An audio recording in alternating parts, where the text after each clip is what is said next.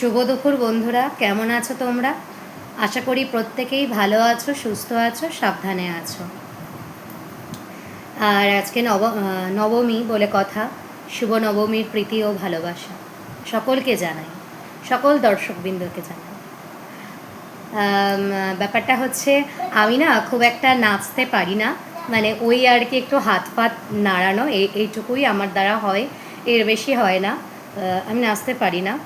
আর মানে বেবি হয়ে যাওয়ার পর তো অনেকটাই মানে ওয়েট বেড়ে গেছে। মানে নাচাটাও খুব একটা সম্ভব হয়ে ওঠে না। হ্যাঁ, ব্যাপারটা হচ্ছে আমি এতটা মানে মানে এতটা মোটা ছিলাম না, কিন্তু ওই যে বেবি হয়ে যাওয়ার পর যেটা হয় যে প্রচুর ওয়েট গেন। আমার এমনিতেই ওয়েট গেন হয়, আমি খাই না খাই আমার প্রচণ্ড ওয়েট গেন হয়। মানে আমি যদি মানে খাবারের গন্ধও শুকি না, তবুও আমার ওয়েট গেন হয়ে যায়। তবে ইচ্ছে আছে যোগাতে ভর্তি হব, ওয়েটটাকে কন্ট্রোল করব, মানে ওয়েটটাকে একটু নিয়ন্ত্রণে রাখবো। মানে এরম না যে ওয়েটটা বেড়েই যাবে বেড়েই যাবে, এতে নিজের সমস্যা হয়, অনেক সমস্যা হয় আমি জানি। তো ইচ্ছে আছে ওয়েটটাকে কন্ট্রোলে রাখবো। আর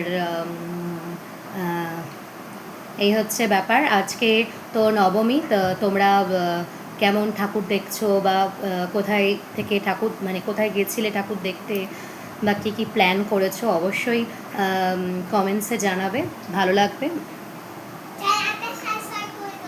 হ্যাঁ, আর তোমরা খুব ভালো করে পুজোটা এনজয় করো, খুব ভালো ভাবে পুজোটা কাটাও, বাড়ির সকলকে ভালো রেখো, আর বাড়ির সকলকে মানে নিয়ে ঠাকুর দেখো অবশ্যই, কারণ পুজোটা তো সবার জন্যই।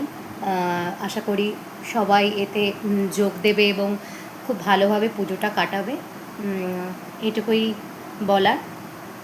ঠিক আছে, যদি ভিডিওটা ভালো লাগে তাহলে অবশ্যই হ্যাঁ চ্যানেলটা সাবস্ক্রাইব করে দিও, লাইক করে দিও, কমেন্টস করে দিও, শেয়ার করে দিও।